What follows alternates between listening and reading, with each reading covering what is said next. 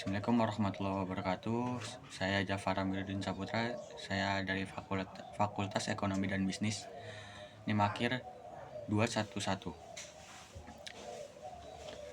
Soal yang pertama ada dalam situasi konflik, pengambilan keputusan melibatkan dua pihak yang memiliki tujuan berbeda. Jelaskan salah satu konsep utama analisis situasi ini. Jadi jawabannya adalah salah satu konsep utama adalah analisis kepentingan dan posisi intern vs positionis analis. Dalam konflik, masing-masing pihak biasanya menyampaikan posisi apa yang mereka inginkan. Namun penting dianalisis adalah kepentingan di balik posisi tersebut, mengapa mereka menginginkan hal itu. Dengan memahami kepentingan sebenarnya, solusi win-win bisa dirancang meski posisi awal tampak bertentangan. Soal yang kedua, ada jelaskan perbedaan utama antara pengambilan keputusan dalam situasi tunggal dan dalam situasi jamak. Jawaban yang situasi tunggal, hanya satu pengambilan keputusan yang terlibat dan kriterianya biasanya sederhana atau terbatas. Situasi jamak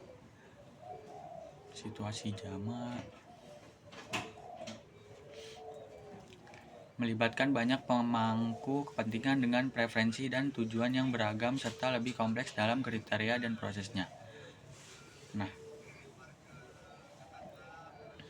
Yang 2B mengapa membuat keputusan perlu menggunakan metode pengambilan keputusan multi kriteria dalam situasi jamak. Jawabannya adalah karena dalam situasi jamak ada banyak alternatif dan berbagai kriteria yang saling bertentangan. Metode multi kriteria decision making membantu membandingkan alternatif secara objektif berdasarkan bobot tiap kriteria.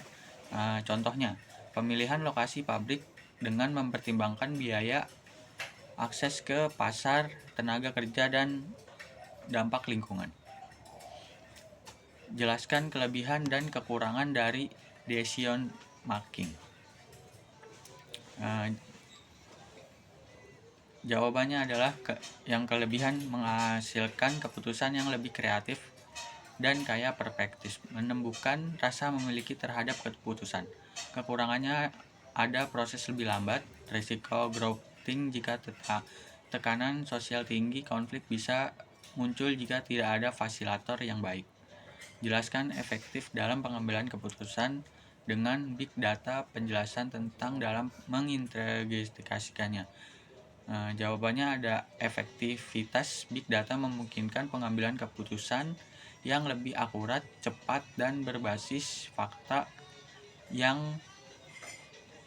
pola yang tidak terlihat secara manual. Ada tantangan sistem data dari berbagai sumber, kualitas data yang belum tentu konsisten, keamanan dan privasi. Dibutuhkan kompetensi teknis untuk analisis data. Soal nomor 4, jelaskan mengenai teori pengambilan keputusan transenden manfaat dan karakteristik CPM 9. Jawaban teori pengambilan keputusan transenden adalah pendekatan yang melibatkan nilai-nilai spiritual dan kebijaksanaan yang lebih tinggi, tidak hanya rasional dan logis. Karakteristik berdasarkan intuisi, nilai moral, dan makna hidup. Fokus pada harmoni jangka panjang, bukan hanya keuntungan sesaat. Manfaat, keputusan lebih bijaksana dan berkelanjutan menghasilkan solusi yang lebih bermakna bagi seluruh pihak. Yang terakhir, nomor 5, berikan contoh pengimplementasian pengambilan keputusan kelompok dan pengambilan keputusan transgender. Jawabannya ada jawaban keputusan kelompok. Komit seleksi beasiswa universitas yang memutuskan penerima beasiswa berdasarkan diskusi dan musyawarah. Keputusan transgender, seseorang pemimpin perusahaan yang menolak proyek menguntungkan karena berpotensi merusak lingkungan dan bertentangan dengan nilai spiritual perusahaannya. Terima kasih.